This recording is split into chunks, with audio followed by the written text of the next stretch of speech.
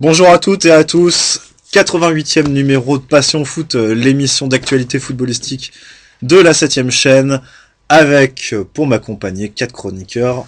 À ma droite, Alexandre, pour sa deuxième présence dans l'émission. Mensuelle, mais néanmoins extrêmement importante. C'est ça, notamment pour revenir sur les performances de l'Olympique de Marseille. Ensuite, c'est super mal l'accent. Je vais juste en face avec Cédric, qui supporte un club en haut. Ouais. Là, chaque semaine aussi. Là, chaque semaine, oui, par contre. Jonathan, lui, c'est du bimensuel. C'est ça. Et Gabriel. Bonsoir. Ça fait longtemps qu'on n'avait pas vu dans l'émission. Oui, deux, je crois. Ça doit faire 2 ou 3 émissions, oui. Alors, au programme de ce 88e numéro La Ligue 1, avec le débrief, non pas de un match, mais de 2 matchs en prime time. Bordeaux-Monaco et Lyon-Saint-Etienne. Des matchs, au final, il y a eu 7 buts sur les deux matchs. Wow. Ce qui ne veut pas dire que ça a été des grands matchs non plus, n'exagérons pas.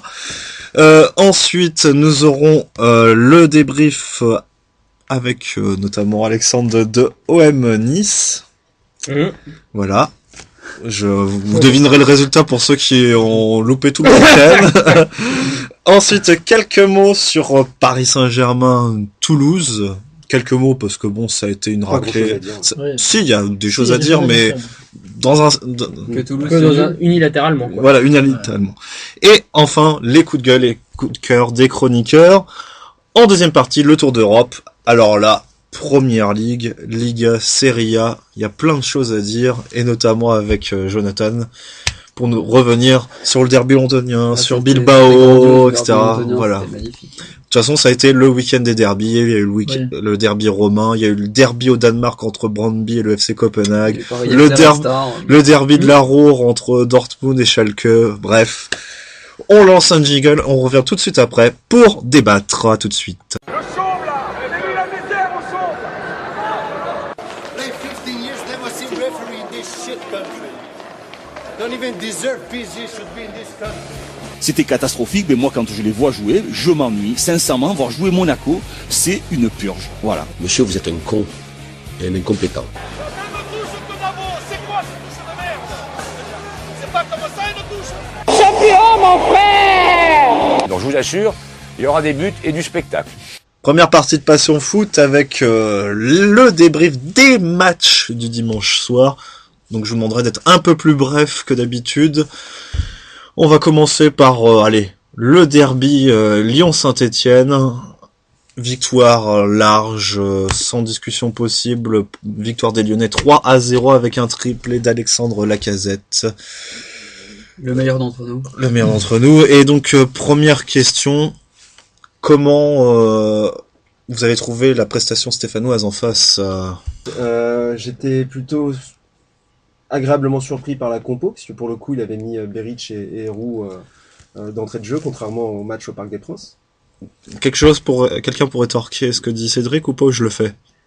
Qu'il a sorti la grosse équipe? Bah non, parce que en faisant ça, il a aussi sorti son numéro 10 dans le système pour mettre 3 milieux défensifs. Qui avait été tout mauvais, qui a pas été hyper transcendant non plus en Ligue Europa jeudi, les séries. Ah, c'était plus pour lutter. Non, mais on parlait du système, voilà. En vrai, c'est risqué dans un derby d'essayer de tenter quelque chose. Parfois, ça peut marcher, sachant qu'en plus, Saint-Etienne avait délaissé pratiquement depuis le début de saison ce système-là, et là tu le ressors comme ça, et là ça. C'est la spéciale Galtier. C'est un échec, et justement à chaque fois, il revoit toute sa tactique juste avant les matchs. Et justement, à qui la responsabilité de cette défaite côté stéphanois? Il l'avait annoncé en même temps le changement de système. La veille du match. Oui. Il avait dit qu'il allait innover, qu'il allait faire... la surprise Galtier. La surprise Galtier, à chaque fois contre Lyon. Et justement, à qui la responsabilité donc de cette défaite côté stéphanois? Aux joueurs surtout, parce que c'est vrai que dans un match comme ça, je trouve que Saint-Etienne a eu très peu d'attaques. Pas d'occasion. Quasiment aucune. Forcément, la responsabilité va aussi à Galtier, parce que son coup tactique, ça c'est marrant de dire ça pour Galtier, n'a pas marché face au milieu lyonnais, puisque Lyon s'est plutôt bien baladé dans le jeu. Enfin, ils ont plutôt fait un bon match. Donc ça, sur ce niveau-là, ça n'a pas marché. Bon, après, il y a la sortie de Lemoine en première mi-temps. Après, il y a les défenseurs. Moi, je suis désolé, mais contre Paris, la défense était aux fraises. Là, la défense s'est fait avoir aussi par les Lyonnais. Donc, là, à partir du moment où t'as pas et Claire sur le premier but, après, il y a léger hors-jeu de la Casette aussi. Ouais, non, oui, il y a un hors-jeu, mais tu sens que la défense stéphanoise n'est pas au mieux. Il y a une double action juste avant avec Ruffier qui sauve. Oui, double parade, oui. Qui sauve l'ouverture du score. C'était d'ailleurs pratiquement une des premières occasions du match, parce que c'était un match où il y avait rythmé, mais avec très très peu d'occasions. Jusque-là. Saint-Etienne, c'est un match un peu similaire à celui qu'ils avaient fait au parc. On va dire que les aides externes dont bénéficie régulièrement l'équipe lyonnaise n'ont pas été utiles pour ce match compte tenu du faible niveau de Saint-Etienne en face. Et justement, parlons-en du niveau de Saint-Etienne, parce que au final, dans les matchs importants, c'est une défaite 5-1 à Paris, 4-1 à domicile contre Nice, 3-0 à Lyon. À fond et qu'ils en ont rien à foutre du championnat cette année. Enfin, c'est mais le problème, c'est que si tu délaisses aussi un peu le championnat, la Coupe d'Europe, tu la rejoueras pas l'année prochaine. Je suis pas sûr qu'ils aient les moyens de choisir, en fait. Non, je pense qu'ils font une bonne campagne européenne parce qu'ils ont été ridicules les années précédentes. Donc ils ont envie un peu de se racheter. Mais sinon, non, typiquement la faiblesse de la défense, on parlait d'Assoui Koto, t'as François Clair à droite, je veux dire, évidemment, ça commence à te faire... Et défense centrale, ok, à côté... t'as Perrin, mais à côté... court plus vite que lui, quoi. T'as Perrin, ok, mais à côté de lui, t'avais Pogba, mais Pogba Florentin. Oui, d'ailleurs, qui peut enlever, je crois, un début de la Casette et puis qui regarde le ballon rentrer tranquillement. En mode, non, attends, je vais pas enlever un si beau lobe, un si bel homme, je vais pas empêcher le ballon de rentrer, quoi. Pour les places européennes, c'est sûr que Saint-Etienne, ils gagnent souvent leurs matchs contre des équipes plus faibles, mais à ce niveau-là, il faudra gagner ces matchs-là pour espérer. Oui, dans quoi, en Ligue des Champions? Non, en Ligue Europa, mais il est peu probable qu'ils visent pas la Ligue des Champions. On a senti, en tout cas, les Stéphanois remonter en fin de match, que ce soit au micro de Paganelli ou même après dans les conférences d'après-match. On va perdre 3 joueurs sur blessure dans un même match. 3 sur changement et 1, Beric, d'ailleurs, qui a out pour la saison. Et donc, pratiquement pour l'Euro, et pour l'Euro, si la Slovénie parvient à se qualifier aussi, donc c'est une mauvaise aussi nouvelle pour la Slovénie qui fait les barrages. Les barrages sans lui, alors qu'il commençait vraiment à s'imposer, et qu'avec Rous, il y avait une entente qui devenait vachement intéressante pour les Verts, et là, ça c'est terrible. C'est une grosse perte pour eux. Et en dehors de ces blessures-là, apparemment, côté stéphanois, ce qui les a dérangés, ce serait, je sais pas, j'ai pas remarqué à la télévision, c'est l'attitude des Lyonnais, apparemment un peu moqueur. Ouais, mais le trash talking, c'est la base dans un derby, quoi. Enfin... Non, mais forcément, tu perds des joueurs sur blessure, tu te fais fesser 3-0, tu l'as mauvaise. Stéphanois à la fin, elle est un petit peu râlée. Ouais, déjà, après, je comprends aussi qu'ils râlent par rapport au fait qu'il y ait que 600 places qui étaient offertes à leurs supporters, quoi. Elles ont pas été offertes, elles étaient destinées aux Stéphanois, mais finalement ils n'ont pas eu le droit de faire le déplacement, donc elles ont été revendues aux supporters lyonnais. Oui, c'est la Ligue qui a fait cette décision à la place de la préfecture. J'ai l'impression d'entendre qu'est-ce que c'était étonnant. Ce débat chaque année. Fois, ouais. Maintenant, il n'y a plus de surprise. Enfin, c'est triste, hein, mais c'est toujours la même chose. Ouais, alors que quand on voit certains accords qui ont été faits, notamment lors de Rennes PSG entre des supporters parisiens et la préfecture de l'Ille-et-Vilaine, signé tout avec un papier officiel où le préfet d'Ille-et-Vilaine avait rassemblé tous les indépendants parisiens ensemble. Parce que j'ai l'impression que le préfet de Rennes, la différence, c'est que ça a l'air d'être quelqu'un qui aime le sport, qui a envie que... Je sais pas, parce qu'il y a quelques années, à Rennes PSG, justement, les Parisiens n'avaient pas le droit aussi de venir au stade. C'était pas le même préfet, oui. C'est vrai. C'est vrai. Plus de 3 ans, hein, donc... C'est vrai. Même jamais, je crois qu'ils n'ont pas le droit, justement, de rester plus de 3 ans. 3 ans était l'euphémisme. Mais pour des raisons évidentes, hein, mais on n'a pas le sujet ici. On passe aux Lyonnais. On sait l'affaire en ce moment de la sextème. Comment vous avez trouvé Valbuena dans ce match? Correct. Dans la c'est moi que je mettrais. Oui, voilà. C'est-à-dire il a pas été mauvais. Il a été pas flamboyant. Pas flamboyant. À un niveau, son niveau moyen. Un mot parce qu'on parle tout le temps de cette doublette puisqu'elle joue tout le temps ensemble. C'est la Casette Beauvu. Quelque chose à dire sur ce manque de complémentarité? Là, c'est pareil, c'est dans la continuité. Non, mais il y a pas d'entente entre les deux dans le jeu. Bah, t'as 2 neufs, quoi. Donc, t'as 2 purs neufs, quasiment. Donc, forcément, tu vois, par exemple, Roux, Beric, ça marchait parce que Roux n'était pas un vrai neuf, si tu veux. Mais là, t'as 2 mecs qui sont attirés par l'axe en permanence, qui veulent être sur tous les ballons. Bah ouais, forcément, t'as aucun qui peut jouer en pivot, donc du coup, non. Il n'y a aucun qui veut jouer au pivot. Non, mais aucun qui peut. Enfin, genre, à la rigueur, le seul qui pourrait presque, c'est la Casette, mais ce serait le gâcher. Et puis alors, Bouvu, pivot, quoi. Non. Un minimum de technique, quand même, pour jouer ce poste. Donc, il y a un peu de physique aussi, quand même. Un mot sur la Casette. Triplé dans ce match. Bah, écoute, chouette, hein. T'en avais mis que 2 depuis le début de la saison. C'était peut-être temps de te bouger un peu le derrière, quoi, malgré. Oui, d'ailleurs, il n'est pas dans la liste de Deschamps. Bah non, parce que, voilà, il fait un début de saison qui est vraiment. Pas bon, et que c'est ça en Ligue 1 et en Ligue des Champions, parce que c'est Lyon. Malgré quelques tentatives à 11 mètres seul face au gardien, qui réussissait l'an dernier à chaque fois. Et là, non, voilà, il a quoi? L'année dernière, il avait 10 buts, à peu près, à ce moment-là de la saison. Là, il en est à 5, en comptant le triplé d'hier, quoi, donc c'est pas... D'ailleurs, un 0, il rate aussi une occasion face au but où il y va tout seul et il tire de l'extérieur à côté. On attend confirmation pour la Casette, hein, comme tu disais, il a fait un mauvais début de saison. Ok, il met un triplé contre Saint-Etienne, ok, c'est Saint-Etienne, c'est le derby, mais faut enchaîner, c'est juste 3 buts d'un coup et après tu t'en marques pas pendant 5 matchs. Oui, puis après tu te repètes les dents sur la défense de la Gantoise. Ça fait cher le point. Si tu peux marquer 9 buts sur un match, ça te rapporte toujours que 3 points. D'ailleurs, la Gantoise dont tout le monde se foutait de la gueule au moment du tirage au sort, ils sont partis pour être deuxième du groupe, hein, presque. Hein, oui, parce que on revient pas sur la Ligue des Champions, mais le match, ça a été un peu catastrophique, hein, quand même. Exactement. Le match de Lyon, oui. Et puis juste un mot un peu sur l'extra sportif, enfin sur l'extra match en tant que tel. Bon article dans l'IB aujourd'hui sur le système Olas et sur justement les tensions dans le vestiaire entre les différentes générations, le fait que, pour le coup plutôt fouillé et puis plutôt acerbe envers cette forte personnalité. Mais ça c'est juste pour faire du teasing sur tout à l'heure. Ok. Faut bien je crois que tu l'as pris en coup de gueule, mais j'ai le nez pour ça. On passe au match de Marseille-Nice. Marseille-Nice, donc c'était le match du dimanche à Bordeaux, donc. Ah oui, merde, j'ai oublié. Oh là. Bordeaux-Monaco, pardon. J'étais tellement pressé de parler de Valère Zermain. Bordeaux-Monaco. Alors, défaite surprenante, on avait pronostiqué la victoire de Monaco dans Passion Foot et on s'est tous plantés. Deux poteaux, une erreur de ton gardien. Et ça avait pourtant bien commencé, en tout cas au niveau du score, parce que si on écoute Mallory qui n'est pas avec nous ce soir, mais qui nous a commenté le match sur Twitter, en gros Monaco c'était dégueulasse, etc. Tu as vu le but de Monaco ou pas? Non. Costa fait même pas exprès de reprendre deux centres. Non mais vraiment c'est genre ok. Mais c'est le premier but attaquant de Monaco. Bordeaux, attends, et c'est peut-être même un centre déchet de gilet. En tout cas ça vient du côté gauche. Oui. Vraiment oui. Voilà. Et Costa est là pour reprendre, mais j'ai pas l'impression que la mettre au ras du poteau comme il l'a fait, c'était l'idée première qu'il a eue quoi. Donc Et pendant ce temps-là, Bordeaux marque par 3 fois, dont 2 anciens monégasques, 2 joueurs formés à Monaco, Maurice Belay du pied droit, c'est un scandale. Et Yaroslav Plazil qui en est déjà à 3 buts depuis le début de l'année, lui qui avait été prêté à Catane il y a 2 ans il me semble. Le but de Maurice Belay, et un but pour Subasic. et un but de Yambéré. Il y a des matchs comme ça au Bordeaux, il marque. Voilà. Ouais, et puis bon, je trouve ça plutôt chouette que Plazil marque.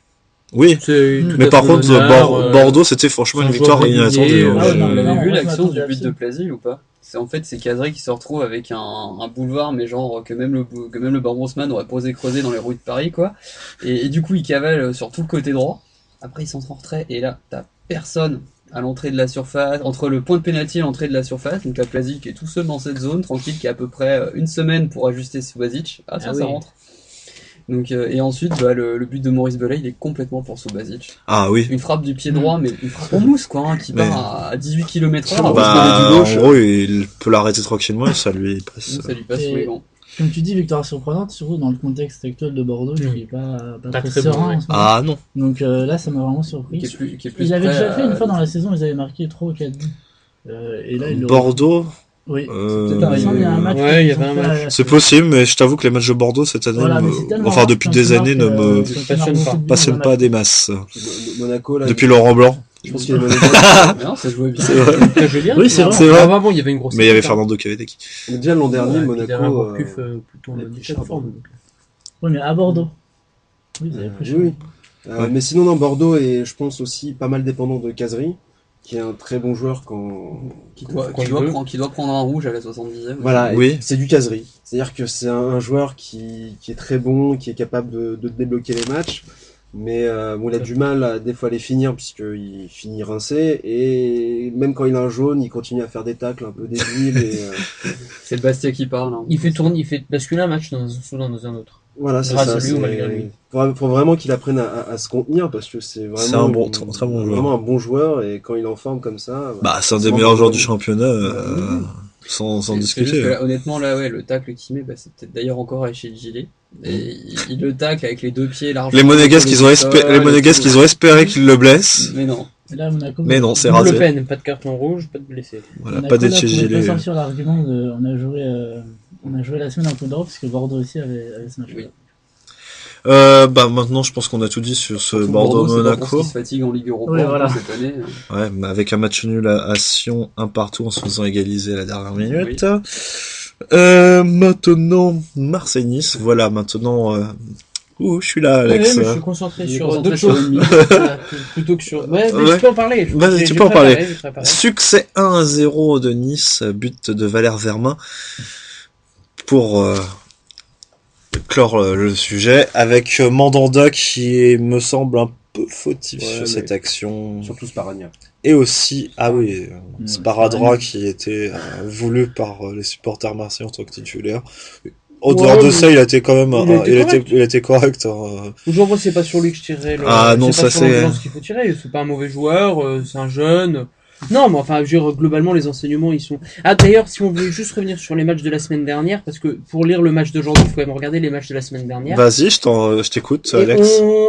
La semaine dernière, je me suis dit, chouette, la saison est relancée, on va faire une Elibop, au moins sur quelques matchs. On dit, on bétonne, vaguement, on marque un but sur un coup de chatte sur les 23 tirs qu'on tente par match. Et puis non, ils sont retombés dans les travers habituels. La mythe, arrête. Voilà, bien joué. On est retombé dans les travers directs. Donc les enseignements, ils sont simples. Il n'y a pas d'équipe B. Enfin, il n'y a pas de remplaçant. Ça, on le savait. Mais sur l'équipe A, je suis pas si convaincu. J'y reviendrai juste après. Bon, en tout cas, il n'y a pas d'équipe B et il n'y a pas de plan de tactique de rechange. C'est-à-dire que le seul truc qu'ils savent faire, c'est jouer en 4-3-3 en faisant des passes latérales. Ce qui marche si devant, t'as des gens qui jouent correctement. Et le problème, c'est que mis à part le 9, sur les côtés, c'est quand même... Tu insinuerais que Mitchell n'est pas forcément un grand tacticien? Je n'ose le penser, mais si tu le dis à ma place, je pourrais presque... on peut être un grand joueur et être un piètre entraîneur. Oui, non, mais je sais pas. Après, il faut que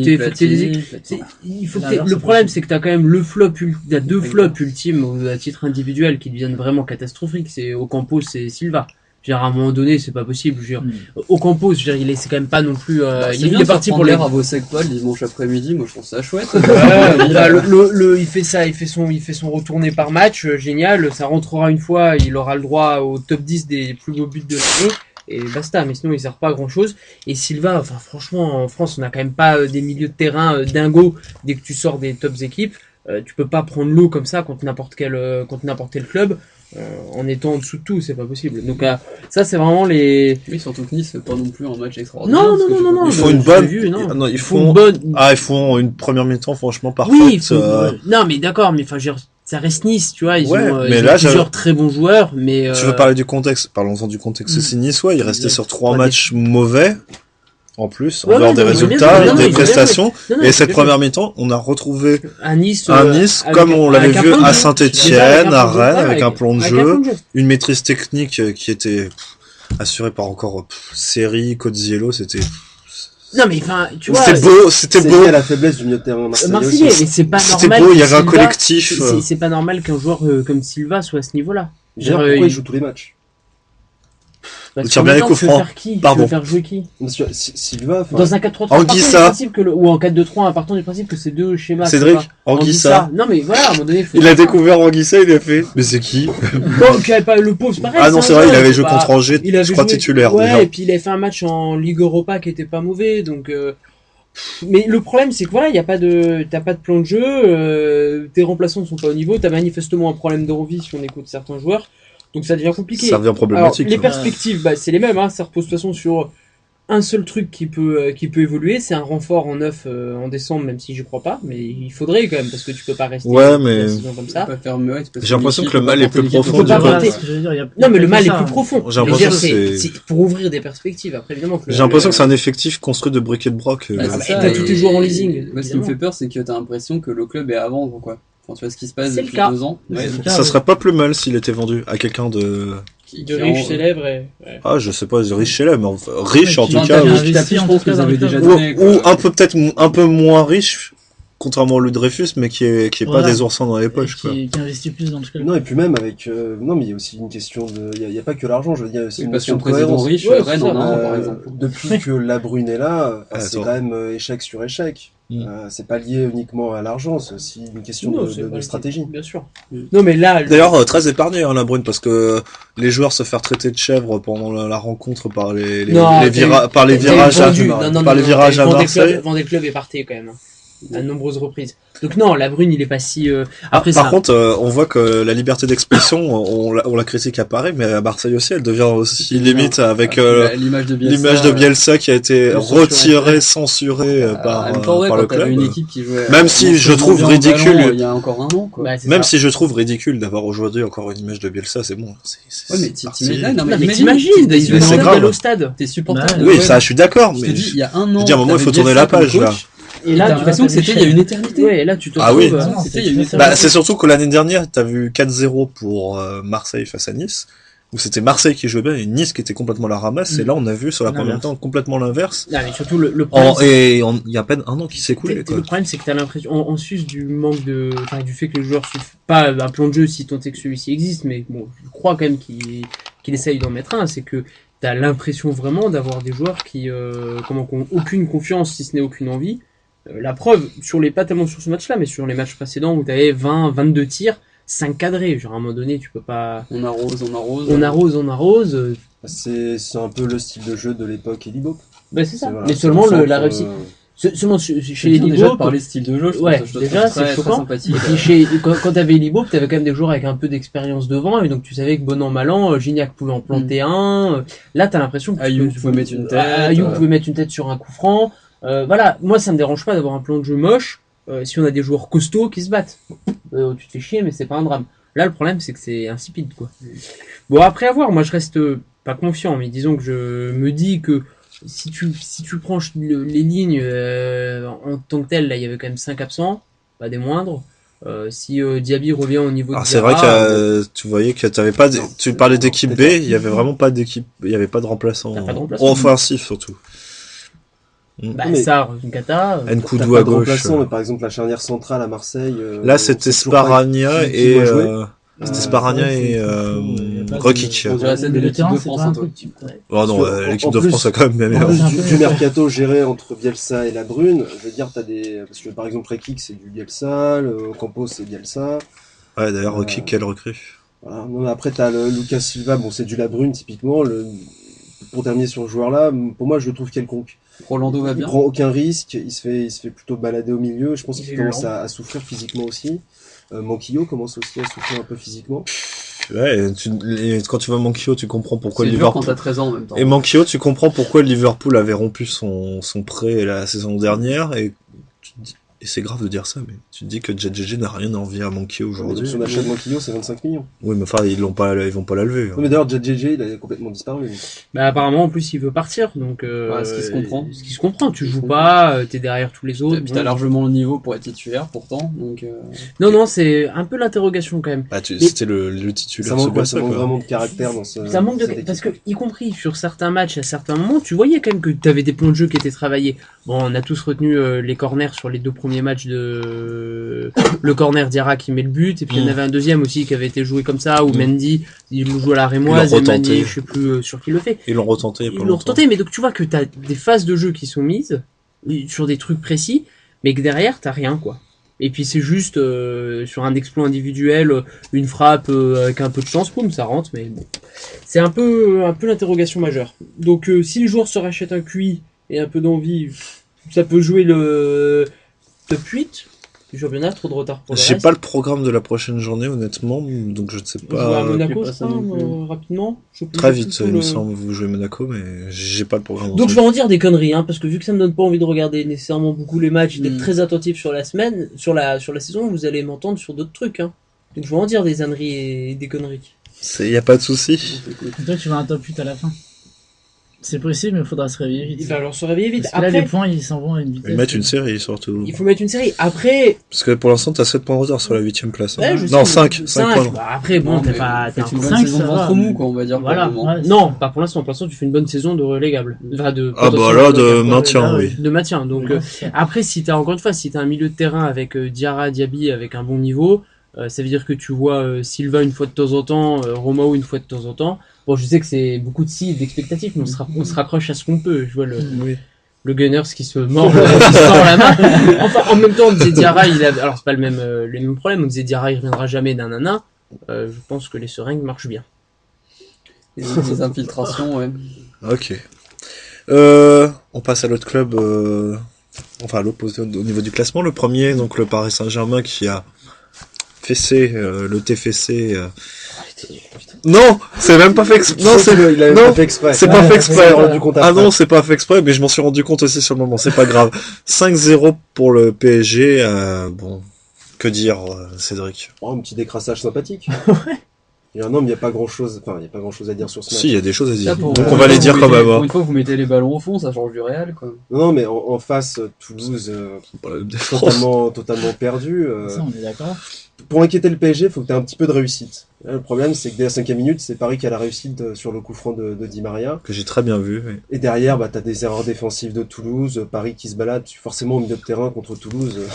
Je veux dire, c'est pas Toulouse qui allait inquiéter le PSG dans le jeu. Si vous Bah voulez, non, on peut faire ouais, des- c'est on ça. voit vos manuels d'histoire à la page Invasion de la Pologne en septembre 1939.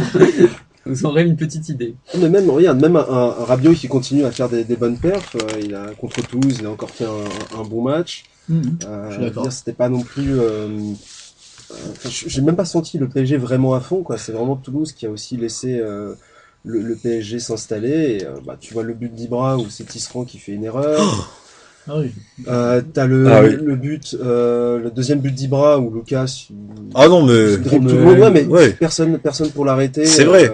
Mais c'est une bonne initiative. Et On personne peut pour pas aller le gêner reprocher. le bras derrière. Donc, Par contre, on va Mais dire avec des vraies actions, si tu veux, ça doit jamais passer. Mais une vraie c'est action, il faut pas la retirer, c'est par contre l'excellent centre de Van der Ville, j'ai mal à le dire, mais... Pour Lucas qui est tout seul Pour- au deuxième poteau. Ouais, mais le centre il est Oui, bon, non, il mais est... le centre il est il bon, est- mais c'est encore aussi un oubli de la défense qui se fait complètement bouffer. Bah, en même temps, quand tu recules, au bout d'un moment, au niveau c'est des pareil, placements... sur le but de la Védi, tu peux dire la passe d'Ibra elle est belle, mais bon, là c'est pareil, la défense elle est complètement aux fraises. Le gardien qui m'a fait penser à Landreau en étant touché avant la frappe de la Védi. Ouais, par contre, parlons, enfin, vite Et fait, il y a sur un autre Ahamada, temps, sur Ahamada, Oula. c'est en fin de rencontre, une passe en retrait pour lui, et il rate un contrôle qui va en corner, j'ai désolé, j'ai Bah, j'ai j'ai pas pu l'impression m'empêcher. que le j'ai pas TFC pu- actuellement, c'est les. j'ai pas les pu Anglais m'empêcher de des rire, années moi. 2000 un peu. J'ai pas pu m'empêcher de rire sur cette action.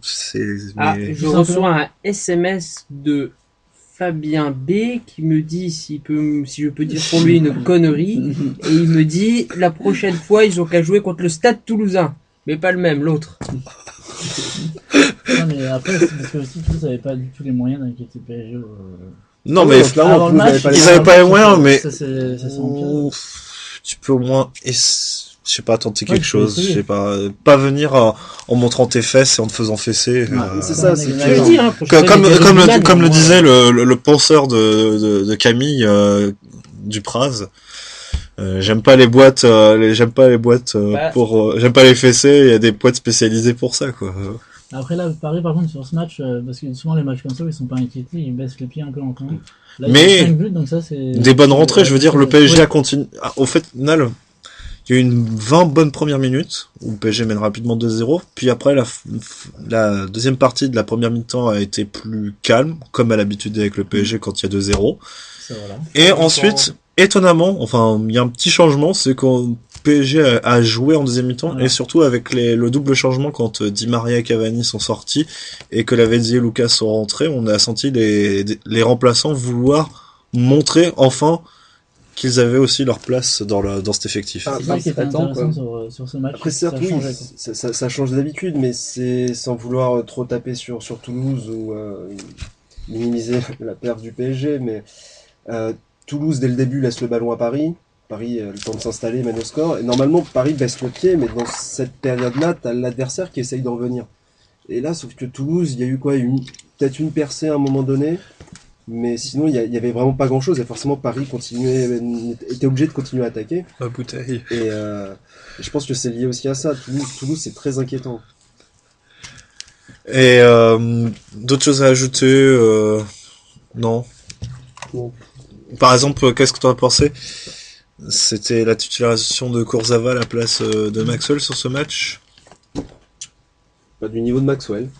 Mais après, je pense que Kurzawa a besoin d'enchaîner les matchs pour pouvoir être bon. Et Encore une fois, c'est des profils très différents quand même. Oui, bien sûr. Dernière chose que j'ai envie de dire sur le PSG, et c'est vrai que j'aimerais revenir là-dessus, surtout que c'est un joueur que je critique pas mal pour son attitude et même sur ses performances très souvent, c'est Rabiot, qui depuis sa rentrée contre Saint-Etienne est bon, et en plus, contre Madrid, il a fait son meilleur match pour l'instant sous les couleurs rouge et bleu. À Madrid, il a su élever son niveau, se mettre au niveau des joueurs. Il a joué à un niveau auquel je ne l'avais jamais vu. C'est s'il a la capacité de le faire sur un match.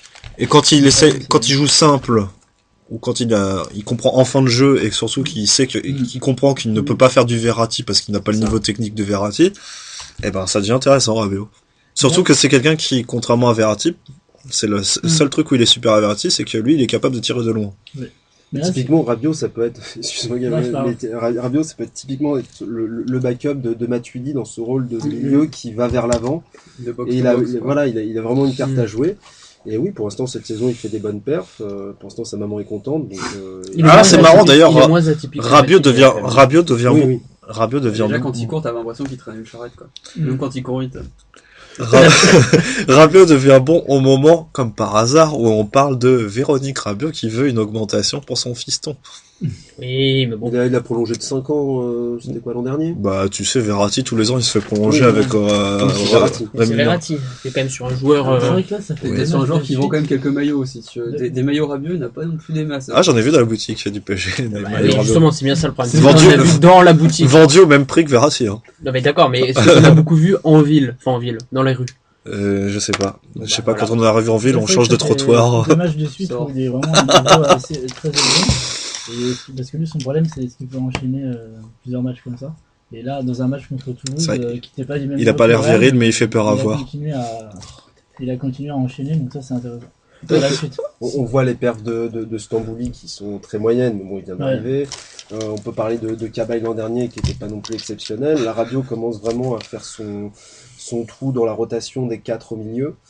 Et oui, il a une carte à jouer et l'autre, elle va forcément en profiter pour avoir une petite ristourne, hein, mais pourquoi pas. Comme le père de Neymar, à chaque fois que son fils marque un but, hein, quelque part. Ça sera quoi d'ailleurs le prochain match du PSG en championnat? Parce qu'au Parc, je sais que c'est 3.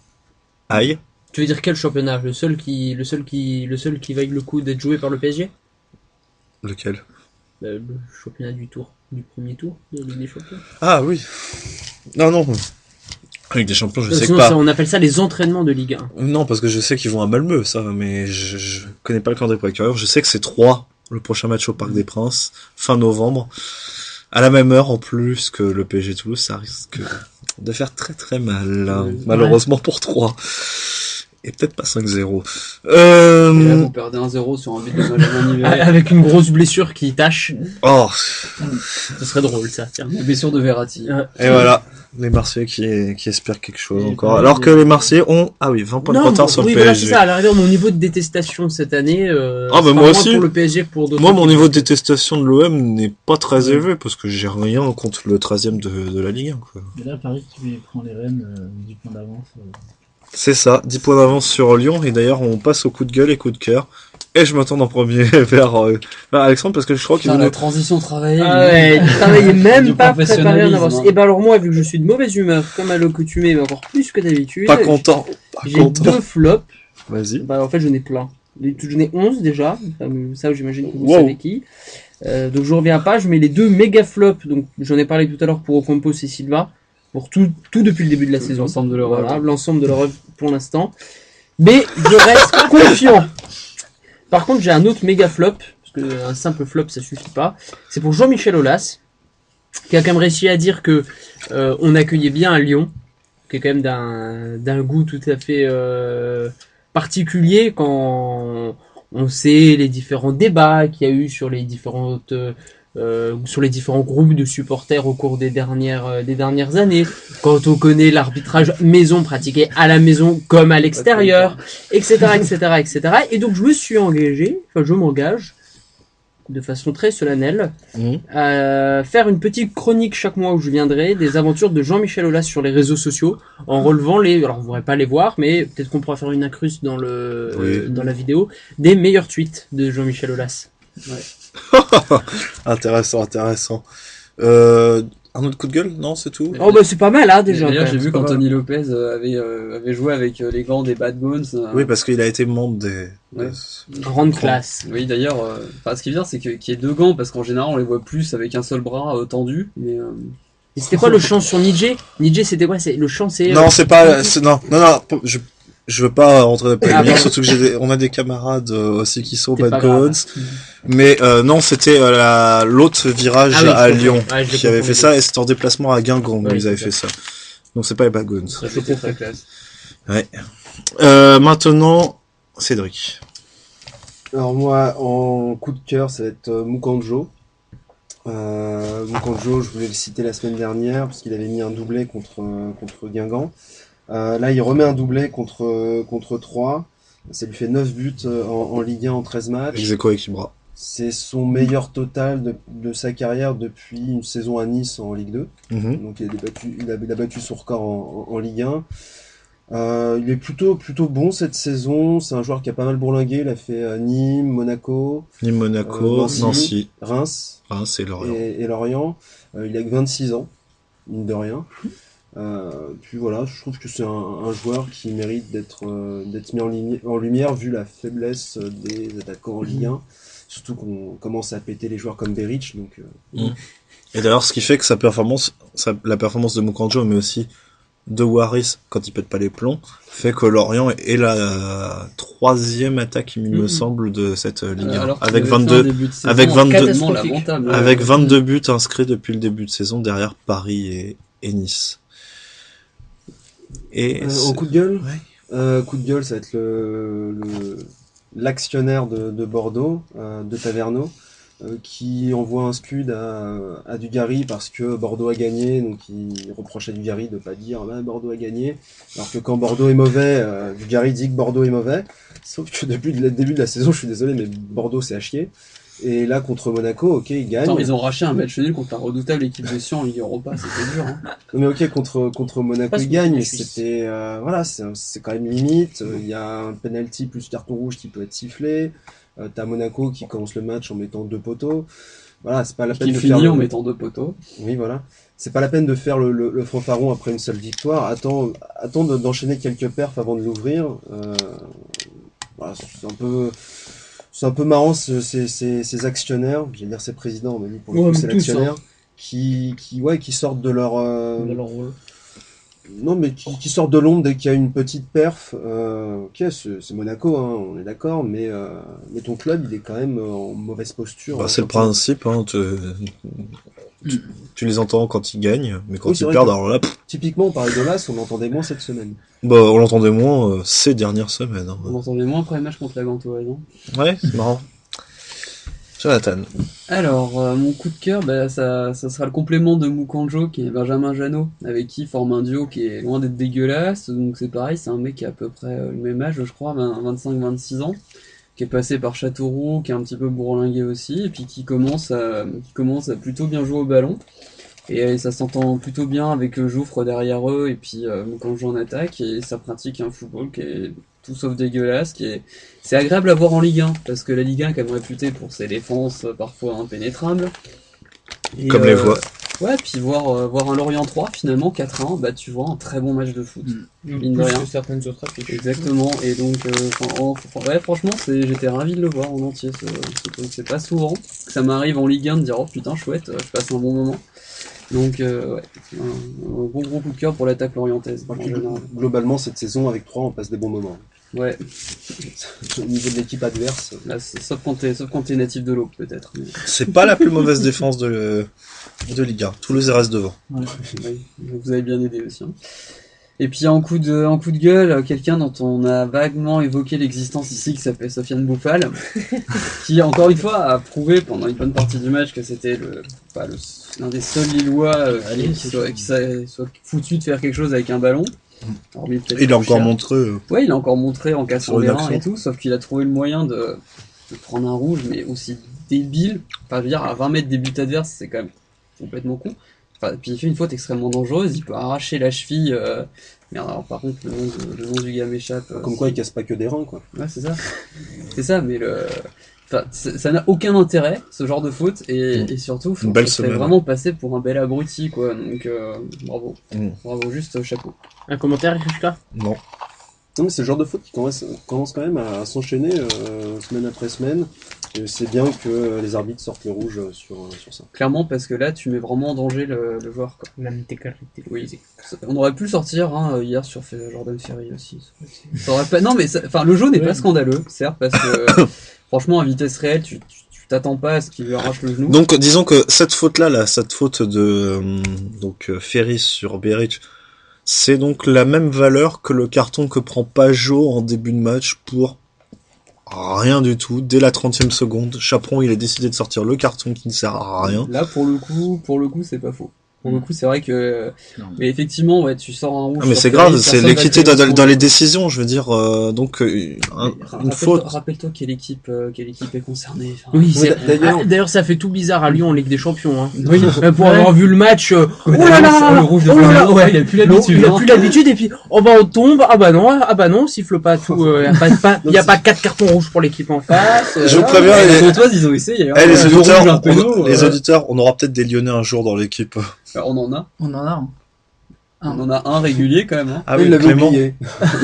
Ah oui, mais il est pas là. Sur Beric. Là, je parlais des vrais Lyonnais. Hein. C'est fini les sanctions en rapport avec la durée d'indisponibilité. Si c'est un rouge, non, je crois. Non, mais ça avait commencé avec l'époque de Fro. Non, mais même, c'était une histoire de si tu blesses le joueur tant de... Ah oui, oui, c'était un Fro. C'était seulement pour les rouges. Non, Fro avait pris un rouge, oui. Esric avait pris mais il y avait eu... Noro. Il avait pris un rouge. Ah oui, c'est avec Noro. C'est quand t'as un rouge... Cette année-là, il y a eu la même polémique avec Kiepes Cissé. Cissé n'avait pas pris de sanction, il n'avait pas pris de sanction, pas parce qu'il avait pas pris de rouge, c'est parce que l'arbitre avait décidé que c'était involontaire. D'accord, ok. Je me souviens à l'époque. Mais du coup, on avait parlé de...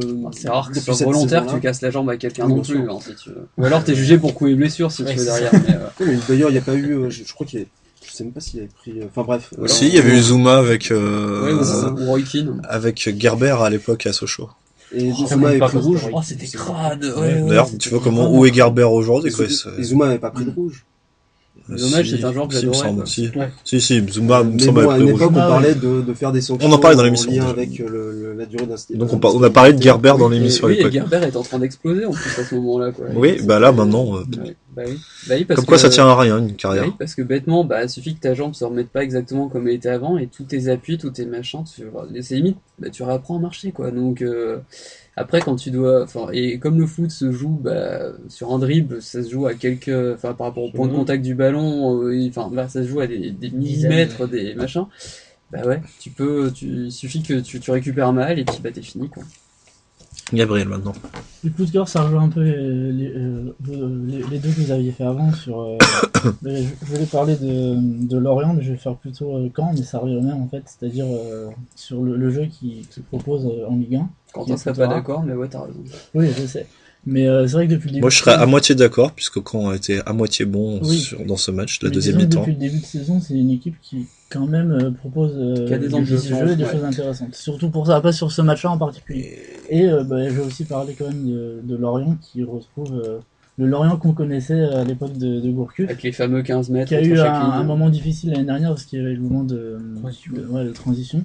Et là, c'est vrai que ça continue à... il retrouve ce jeu offensif qu'on connaissait, on appelle cette exception l'orientaise, donc c'est intéressant. T'as l'impression que Ripoll, en fait, il s'est dit, j'y arrive pas avec mes propres idées, donc je vais reprendre les chantiers qui avaient laissé vacants en Gourcuff avec tout le centre de formation, tout machin, et puis le style de jeu auquel les joueurs eux-mêmes avaient été habitués, et puis tu te rends compte que oui, ça marche, quoi. En fait. Le gardien de Jouffre, tu le fais jouer comme il est censé jouer, oui, c'est un très bon joueur de foot, quoi. Par exemple. Gourcuff peut partir d'Algérie, d'ailleurs. Oui. Mais pour aller où? Ouais. À Rennes? Retour dans le club où il avait Alors, échoué y a en quelques 2002. clubs en Ligue 1 qui vont pas tarder à se chercher des entraîneurs. Rennes, c'est Si vous voyez ce que je veux dire. Ah non, je pense pas. Ouais, Même si c'est pas loin de l'Algérie. On parle de Toulouse. Si c'est pas loin de l'Algérie, Marseille, ça ne sera pas Gourcuff. J'aurais jamais osé la faire, ça. Franchement, Depuis les inconnus. J'ai dit c'était pas loin.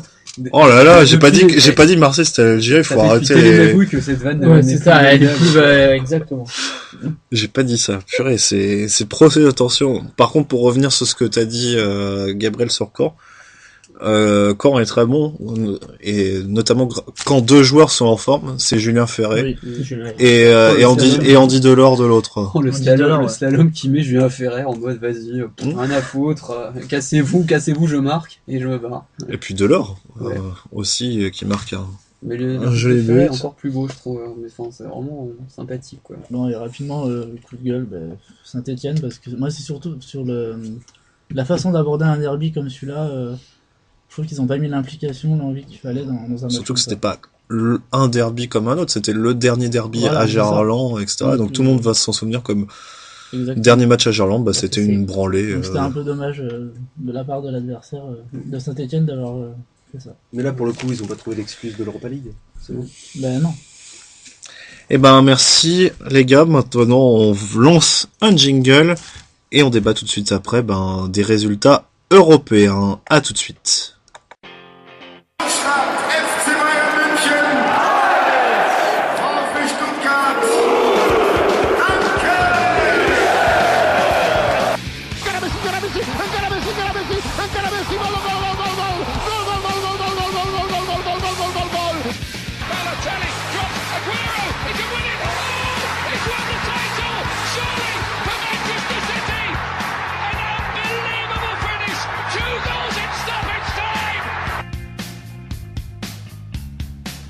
Deuxième partie de Passion Foot avec le Tour d'Europe et on commence par l'Angleterre. Je me tourne vers toi, Jonathan. Je récapitule, les résultats et le classement. Ouais, vas-y. Succès 1-0 de Newcastle à Bournemouth.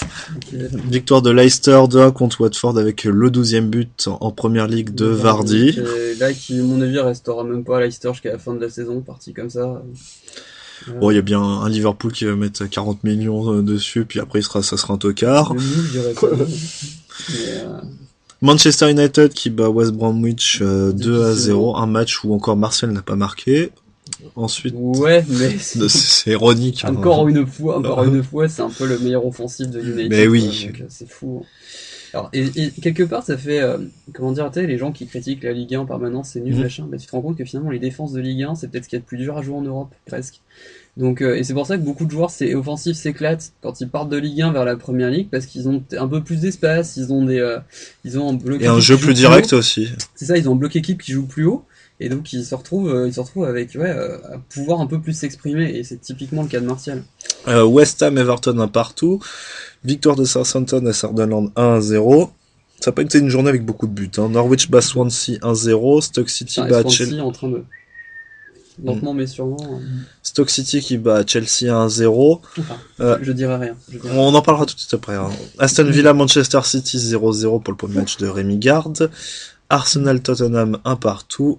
Et victoire de Crystal Palace 2-1 à Liverpool. Au classement, ça donne premier City et Arsenal 26, troisième Leicester 25, quatrième United 24, cinquième Tottenham et West Ham 21, septième Southampton 20. Pour trouver Chelsea, il faut que je tourne mon portable. 16e place pour Chelsea.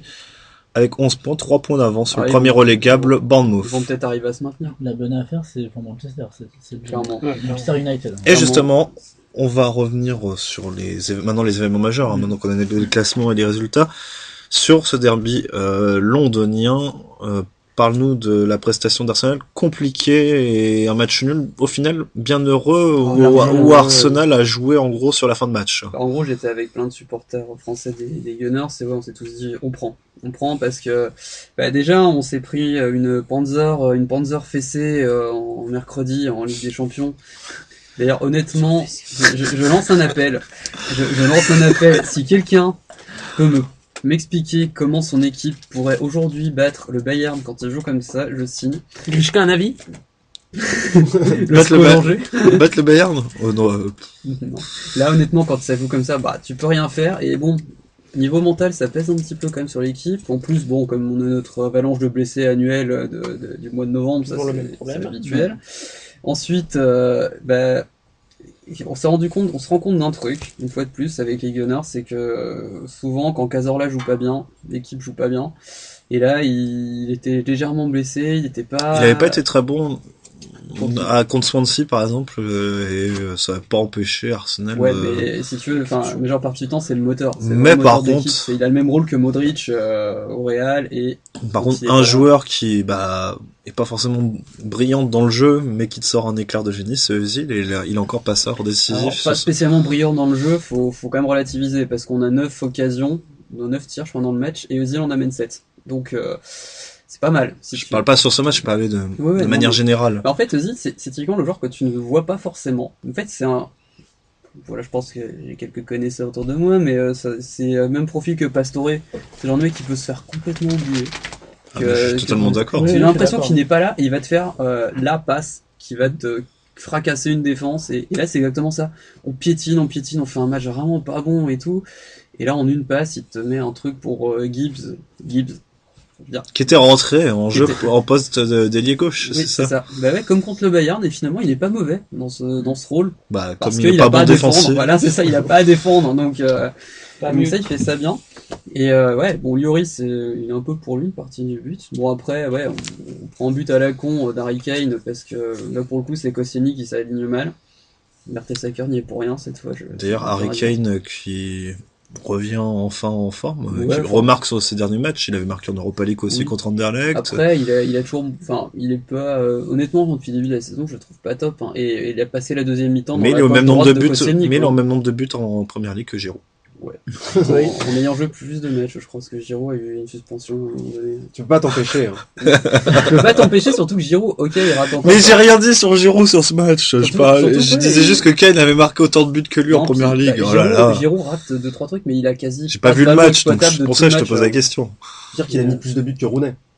Oui. Oui, mais ça. Il fait le malin, mais quand il y aura City PSG ou Bayern Munich PSG, il rigolera moins. Ça va être c'est sûr que ce sera pas l'OM, hein. City PSG, moi ça me fait d'accord. Par contre, j'ai quand même quelques bons points à distribuer. Oui, vas-y. Et pareil pour ce contre Bayern, parce que c'est les mêmes, c'est Petrosec qui encore une fois sauve la baraque. Le point, il est pour lui, parce qu'il sort encore 2-3 parades de classe mondiale. Montréal qui est vraiment en train d'exploser. Qui là honnêtement depuis un mois à peu près, c'est un des mecs les plus réguliers.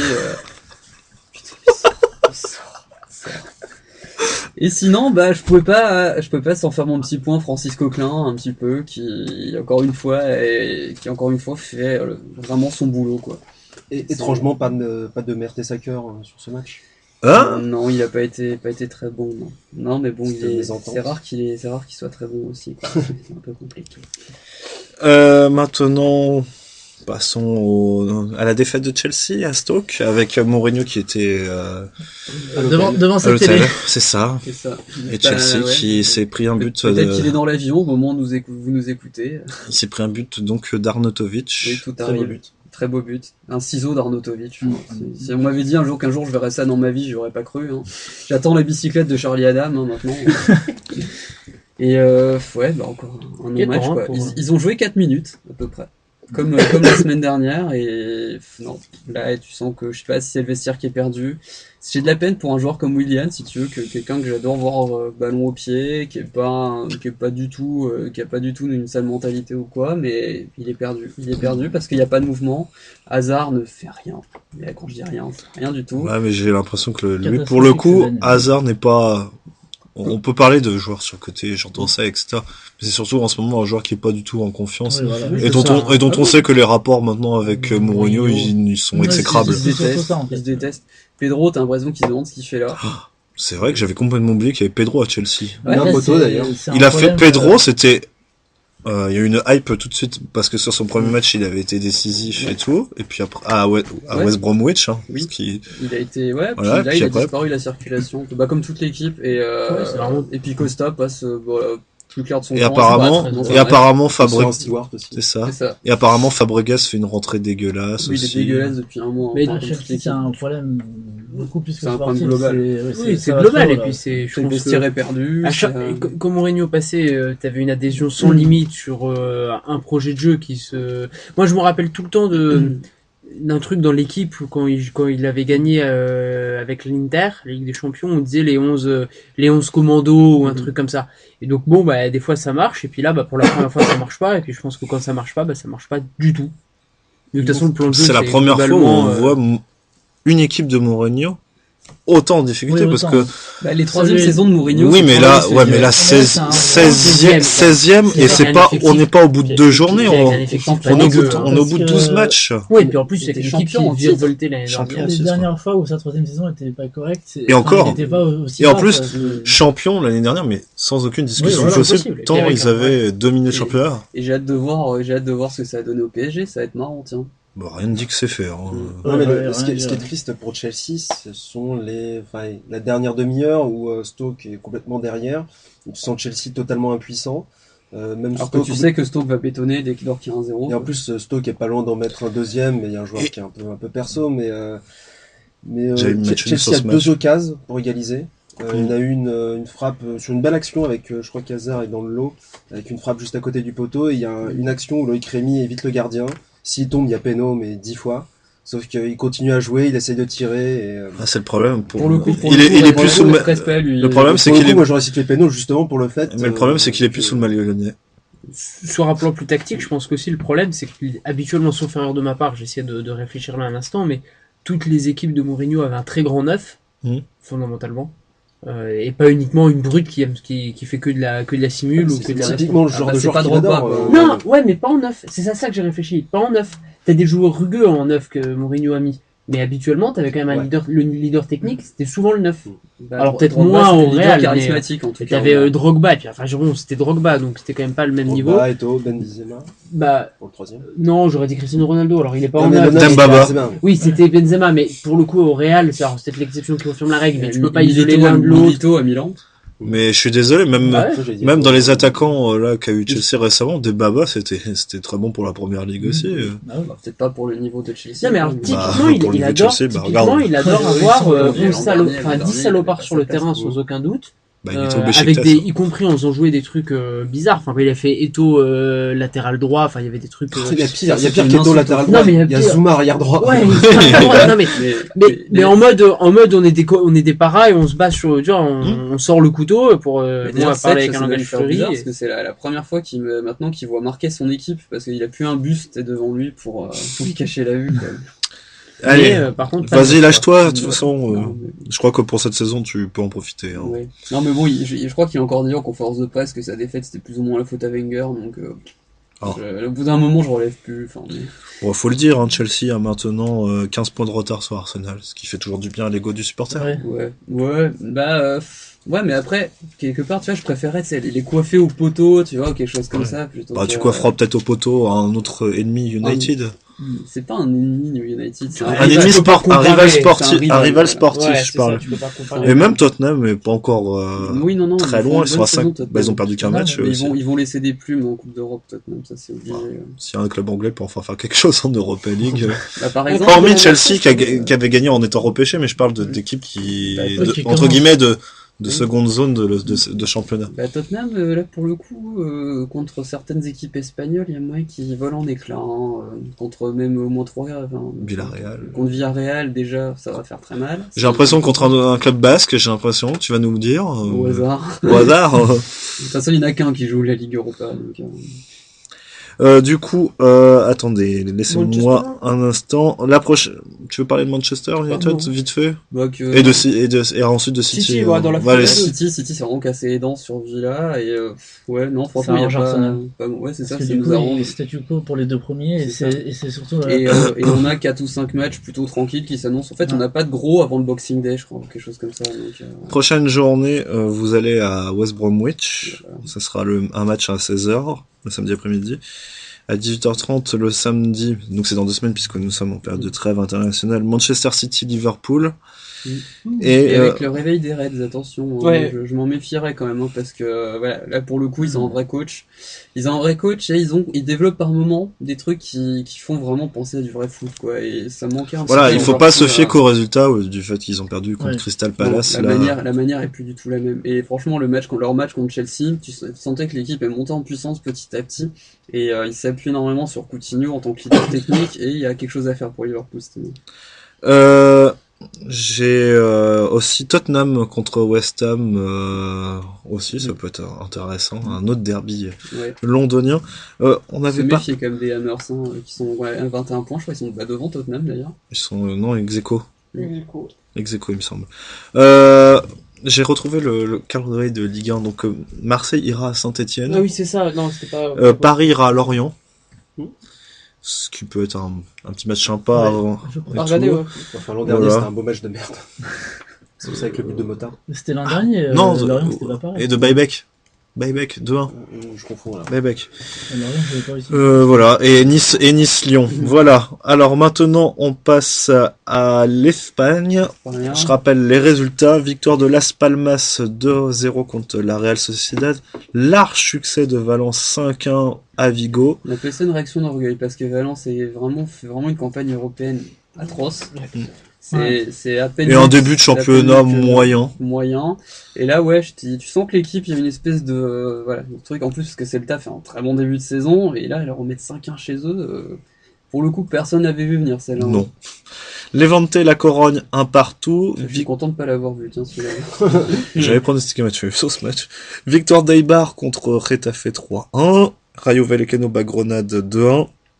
Succès du Betis 1-0 à Malaga grâce à, toujours comme d'habitude, Ruben Castro. Bilbao pas l'Espagnol 2-1. De toute façon, t'inquiète pas, on reviendra à tout ça après. Le Barça qui bat largement Villarreal 3-0. Tout s'est joué en deuxième mi-temps. L'Atlético qui bat très difficilement à la 93e minute sur un but de Griezmann contre Rijon. Et enfin, victoire de Séville dans le match le plus intéressant du week-end. Même s'il y en avait 3 intéressants. Séville bat le Real Madrid 3-2. T'as pas Keylor Navas dans les bois, ça s'est senti. C'est vrai, c'était Casilla, Au classement. Gros match de Trémoulinas, d'ailleurs. On va revenir sur ça en détail. Au classement premier, le Barça, excusez-moi.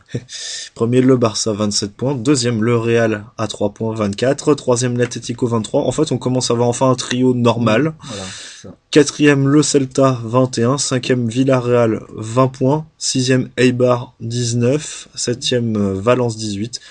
Huitième, Bilbao, 17. Et on a Séville qui est 10ème, qui est encore dans le coup pour les places. Et Séville vont remonter, ça fait pas de soucis ni pour l'un ni pour l'autre. Voilà, alors on revient en premier sur la large victoire de Valence, avec un doublé de Paco Alcácer. Oui, t'as pas vu le match, c'est pas grave, mais tu peux un peu plus peut-être développer sur le fait que on s'attendait pas à ce genre de défaite du côté de Vigo. Non, surtout que là, pour leur coup, leur trio offensif a été complètement, de ce qu'il semble dire, le supporter de Damien.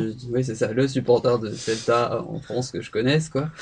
Si tu veux, leur trio a été complètement à la rue, quoi. Et alors que Celta ne joue pas de Coupe d'Europe, quoi. Donc, on pouvait s'attendre au contraire à ce que ce soit eux qui soient frais, qui puissent mettre une pilule à Valence, et finalement, non, pas du tout, quoi. Faut croire que donc Valence, comme tu disais, a eu un sursaut de gaie après sa défaite à la Gantoise en milieu de semaine. C'est ça. Par contre, Negredo n'est toujours pas prêt de revoir une feuille de match. Non. Il a encore assisté au match depuis les tribunes, et à mon avis, il est parti pour rester, comme on dit. C'est là que tu te dis, mais pourquoi Valence l'a pris? Là, oui. Non, mais en même temps, les transferts de Valence, faut pas chercher longtemps. Non, ça, ils sont, en fait, ils sont vraiment, c'est vraiment un pion au milieu d'une espèce de partie d'échecs de billard à plusieurs bandes entre différents réseaux d'agents, de machins, de trucs. Même personne n'arrive à s'y retrouver. Dans ce qui peut se passer dans le club, c'est hyper compliqué, quoi.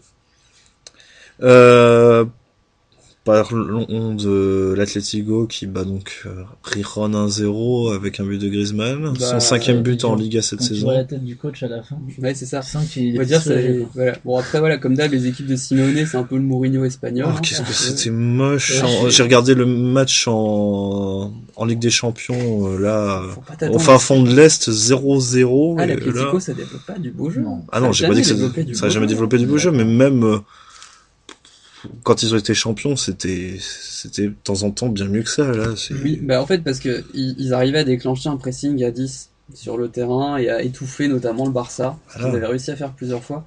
Mais pour le coup, voilà, on va dire le bon point distribué, bah, c'est leur 9, quoi, qui, mais pour le coup, est encore parti pour faire une super saison. Et c'est une très bonne nouvelle pour l'équipe de France, quand même, qu'ils s'affirment offensivement. Voilà, on a hâte de le voir dans les matchs contre l'Allemagne et l'Angleterre ces jours suivants. Espérons qu'il ne se blesse pas. En espérant, oui, qu'il se blesse pas. La victoire du Barça 3-0 contre Villarreal, doublé de Neymar, donc qui en est à 11 buts, c'est le Pichichi actuel, et Suarez avec 9 buts. Oui, comme très beau but de Neymar, oui, le 3e. Hein. J'ai bien envie de faire un petit troll comme quoi le Barça joue très bien sans Messi. Parce que finalement, il y a moins le côté, il y a un joueur qui lâche jamais son ballon sur le terrain, et finalement Neymar a plus une intelligence collective développée. J'ai l'impression que Messi, quand il est là, tout tourne autour de lui, d'une manière ou d'une autre, tout va passer par lui ou quoi. Alors que là, t'as beaucoup plus de variété offensivement. Et puis, parce que Suarez a une intelligence de jeu quand même plutôt rare pour un neuf, quoi, et capable de remiser, capable de machin. Donc, ouais. Donc, après, on va pas se mentir, hein, le Barça sera quand même beaucoup plus fort sur la durée avec un Messi. Parce que il se trouve que le Barça, jusqu'à ce mois de janvier, manque de profondeur de banc. Par contre, dès qu'ils l'auront, ça va être assez compliqué. Ah là, le Alexei Vidal et Arda Turan. Oui, parce qu'ils sont en train de s'entraîner physiquement, apparemment. Je les ai vus aperçus dans les couloirs du stade. Ça va, ils ont l'air affûtés, les garçons. Ouais, surtout qu'Arda Turan, lui, au final, il joue les matchs de sélection. Hein, donc, voilà, c'est ces matchs-là où il est à fond. Je l'avais vu lors du match de la qualification de la Turquie. Bien, il est bien. Ah ouais, puis c'est vraiment le leader charismatique, le capitaine, tout ce que tu veux en Turquie. Donc, ouais, c'est quelque chose. Et maintenant, tu vas nous parler, avant de parler de Bilbao, Séville Real Madrid quand même. Ouais, bah ouais, finalement, donc ouais, tu sens le gros handicap qu'avait le Real au départ de essayer un petit peu de faire tourner, surtout de ne pas avoir Keylor Navas, qui marche sur l'eau depuis le début de la saison. Et là, en fait, t'as le même problème que toutes les équipes de Benitez, c'est à peu près défendre, très bien, il n'y a pas de souci, mais devant, il y a un truc qui se fait pas. Alors, est-ce que l'absence de Benzema a pénalisé ou quoi? Forcément quelque peu. Mais niveau imagination, alors l'imagination offensive de Gareth Bale, déjà, c'est un concept, si tu veux, qui a jamais été démontré scientifiquement. Et puis alors dans son couloir, il s'est fait manger par Benoît Tremoulinas, qui en plus s'est permis des très jolies montées. Enfin, c'est un vrai poison, quoi, pour la défense madrilène. Bah, il amène d'ailleurs un des buts. Et puis voilà, la passivité de la charnière Varane, parce que Ramos marque et se blesse sur la même action, sur un beau ciseau. Et Varane Pépé sur le but de Llorente. Mais alors, genre, t'as l'impression, tu sais, que eux jouent au ralenti. Llorente, il a tranquillement posé sa tête. Kiko Casillas a même pas essayé de se dire, tiens, si je me mettais entre la tête adverse et le ballon, et la cage, non. Llorente, c'est un peu le deuxième meilleur joueur de tête en Espagne derrière Adoré. C'est un excellent joueur de tête. C'est un très bon neuf, quoi. Je pense qu'il a vu beaucoup trop grand en partant à la Juve notamment, machin. Mais ouais. Là, il retrouve un championnat qu'il connaît. Puis Séville, c'est très bien pour lui comme profil. Même s'il n'est pas titulaire régulier là-bas. Attends, niveau force de frappe offensive à Séville, ils sont quand même bien lotis. Ça, y a pas de souci entre. Immobile a marqué son premier match, son premier but. t'as Gamero. Gamero qui était blessé. Oui. Qui était Immobilier, blessé. comme Oui, je le oui. disais. Il y a Konoplyanka aussi. Oui, il y a putain l'autre neuf dont j'oublie le nom là. Je trouve plus, hein. Je peux Oui. pas t'aider là, Bref. dans les médias, mais Vitolo, il est pas encore, il est toujours là, oui, voilà. Il était là hier. Donc ouais. Donc voilà, niveau force de frappe offensive, c'est invraisemblable. Le recrutement de Séville cette saison, ils sont partis très doucement parce que le temps que tout le monde s'adapte, tu perds Alexis Vidal, donc il faut que tu vois que tu arrives à faire quelque chose un petit peu de son côté. Mais oui, je les prendrais Ah pas. bah ça juste. Je les prendrais pas de haut. Bah ça a juste battu Barcelone et le Real Madrid à domicile de cette saison, ça va, c'est honnête, hein. Et pourtant ils ne sont que pour l'instant au milieu de classement. Oui, parce qu'ils ont très mal débuté. C'est ça. Mais là, relégable au coup de pas les jouer journée. en Coupe d'Europe d'ici la fin de la saison. Non. Oh bah c'est une équipe qui comme d'habitude va faire quelque chose en Europa League. Hein. Ouais, bah, ils peuvent encore se qualifier en Ligue des Champions, je crois. Ils doivent. Il me semble, mais bon. Oui, Il vaut mieux pour eux qu'ils aient en Europa League, comme ça ils vont la gagner. Une fois de plus. Non, mais voilà, encore une fois, équipe En à dehors ne pas du troll, négliger, et même si je suis pas fan du club à la base, je reconnais la ferveur qu'il y a autour à Sanchez Pizjuan, c'est magnifique. Quoi. Et maintenant, parle-nous de la ferveur qu'il y a à San Mamés pour Bilbao. Ah, ça a été une grosse semaine, parce que déjà, le match contre le Partizan Belgrade, qui a été le match le plus abouti de l'Athletic depuis un an à peu près, où finalement tout a marché, que offensivement Adouris a complètement rayonné avec un but et 2 passes décisives. Beñat avec 2-3 petites touches de balle, il produit de l'amour ce garçon. L'apport de Raúl Garcia aussi qui est excellent vu qu'il maintenant il joue à peu près numéro 10. Il marque maintenant. C'est ça. Adouris a marqué son 100e but et comme un symbole de la tête contre le Partizan. Et puis bah il y en a un qui est en train d'exploser, c'est Iñaki Williams quoi. Sais. 5 buts en une semaine. Tu m'as prévenu avant le match que tu voulais faire un gros plan sur lui et sur Adouris, donc on t'écoute. Bah c'est ça, Iñaki c'est dire la belle histoire quoi, c'est le premier joueur noir de l'histoire de l'Athletic. Il a 19 ans cette année, si ma mémoire ne me trahit pas, né au Pays Basque d'un papa ghanéen. C'était un petit peu le symbole, tu vois, il a gravi les échelons petit à petit, donc par les SAMA, par le centre de formation. L'année dernière, il a profité de la blessure d'Ibai Gomez pour s'installer petit à petit dans le 11 de départ. Il a relégué Unai Lopez, qui est un très bon joueur de foot en équipe B. Et il s'est révélé en marquant contre Torino l'an dernier. Et puis là, donc, profitant du fait que Meunier ne soit encore indisponible pour à peu près là, c'est une question de semaine, quoi. Il revient dans peu de temps. Vite qu'il revienne, j'adore ce joueur, Meunier. Oui. Ouais, bah là, pour le coup, ça va faire du bien parce que lui et Itur Aspe vont revenir en même temps. Ah, ça va donner une belle profondeur de banc à Bilbao, là. Ouais, c'est la première fois depuis des années que ça va être le cas. Et puis Iñaki, non seulement il commence à marquer, mais en plus il est très présent au pressing. En fait, c'est un peu genre un Walcott, un Bale ou tout ce que tu veux, mais qui aurait une intelligence de jeu. Donc c'est rare pour un gamin, voilà. Malgré, contrairement à ce que son nom pourrait être, il a un nom de rappeur un peu, je trouve. Mais, il est pas anglais. C'est ça. Il est en train d'exploser petit à petit et ça va être dur de le retenir s'il continue comme ça parce que le but qu'il plante là contre l'Espagnol de Barcelone, l'enchaînement coup du sombrero, reprise de volée, lucarne opposée, enfin mais je comprends pas, je l'ai revu 15 fois. Déjà quand je l'ai vu en direct, j'étais Non, déjà t'étais pas à mon avis tu devais être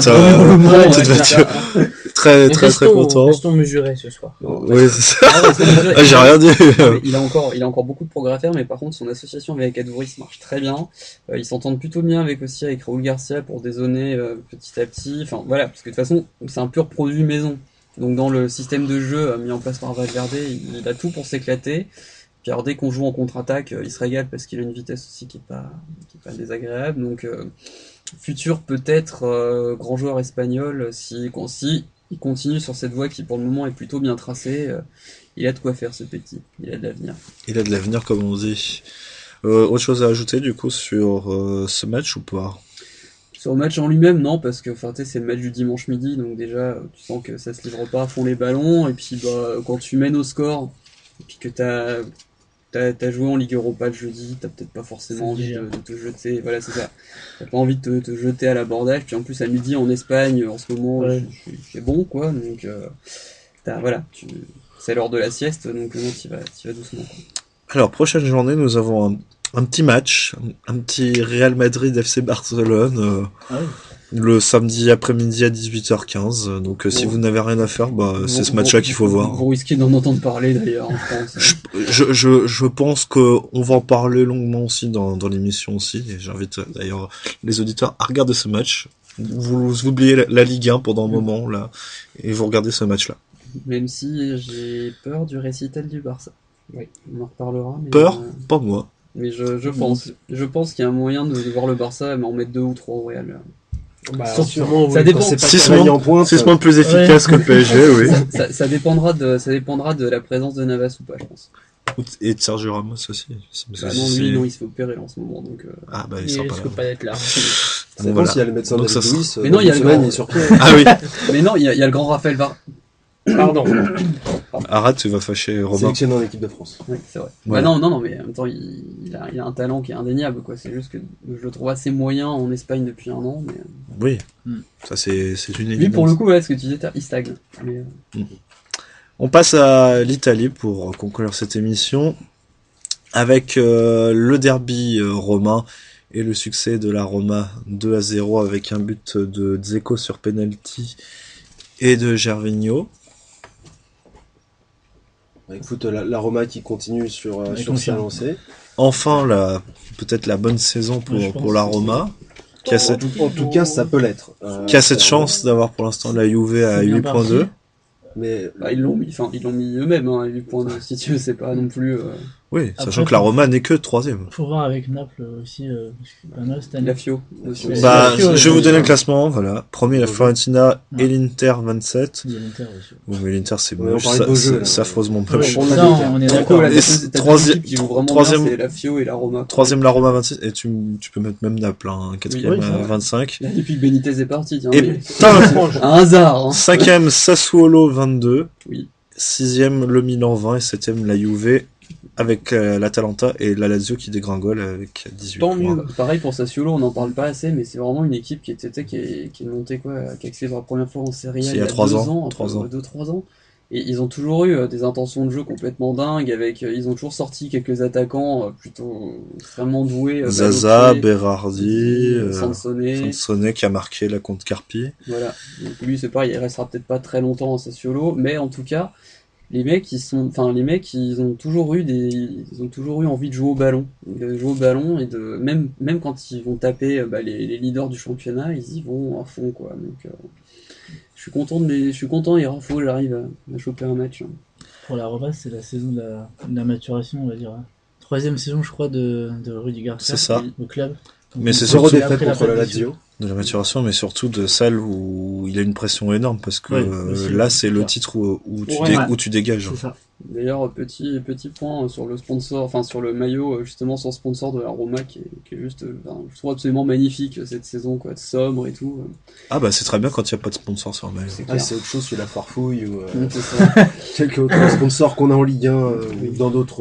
Ou Maison de la Literie quand Nice était remonté en Ligue 1 par exemple. Le petit Moche de Porto aussi, je crois. Oui, bon, bref, tu vas pas faire toutes les marques, hein, on va Chez pas faire tous Doras les maillots. aussi, On on pourra avait- faire une émission si tu veux sur tous les maillots qui existent. Non, mais c'est sûr que cette année, la Roma, elle est attractive. Enfin, je dirais, elle est sportivement bonne, Oui. etc. Et puis dans le dans la Serie A qui se porte pas merveilleusement bien. Il y a toujours ce distributeur d'amour permanent qui est Miralem Pjanic, quoi. Oui, voilà. Et puis Malgré avec son une club équipe d'origine. Exactement. Ah, son club d'origine, c'est FC Metz. Ouais, c'est vrai. Non, C'est le FC Metz, il est formé à Metz. oui, non, mais on parlait pas de ce club-là. Je pense que tout le monde a compris Oui, ce on a qu'on parlé voulait dire. de Olympique Lyonnais, oui. Non, mais par contre, il y a un truc qu'il a appris là-bas, c'est à tirer les coups francs. Et ça, Ouais. on peut lui reconnaître que. Non, mais c'est une belle équipe. Après, à voir ce que ça donne Sur la durée. sur la durée. Ouais. Ouais, Moi, c'est je ça, suis exact. toujours un peu dubitatif sur la Roma sur la Le durée. gros mais, problème de la Roma, c'est le contexte, quoi. C'est la pression la inhérente pression, au club ok. qui est invraisemblable. Après, Dzeko, bon, voilà, ils ont un joueur qui peut vraiment les tirer vers le haut, un autre qui semble en forme en ce moment, donc. Szczęsny qui fait pas trop de conneries. Ça me fait mal de le dire, mais si contre Leverkusen, il s'est fait plaisir sur les 2 matchs. Après, j'ai du mal à ne pas voir la Juve remonter quand même. Ok, ils ont eu une grosse difficulté par rapport à l'année dernière, tout ça, mais. Pogba se remet à jouer au foot. Ouais, et puis. Remonter, oui, mais est-ce que ça suffira pour 8 retrouver points, le c'est titre? pas énorme. Hein. C'est pas énorme, c'est vrai, mais... Ouais, mais bon, le Une truc c'est... défaite. Ouais, mais le une truc, c'est- défaite de la Roma contre une autre équipe, une défaite au retour Ouais, mais face vous à la vous Juve. concentrez ça sur fait la 6 Roma. points.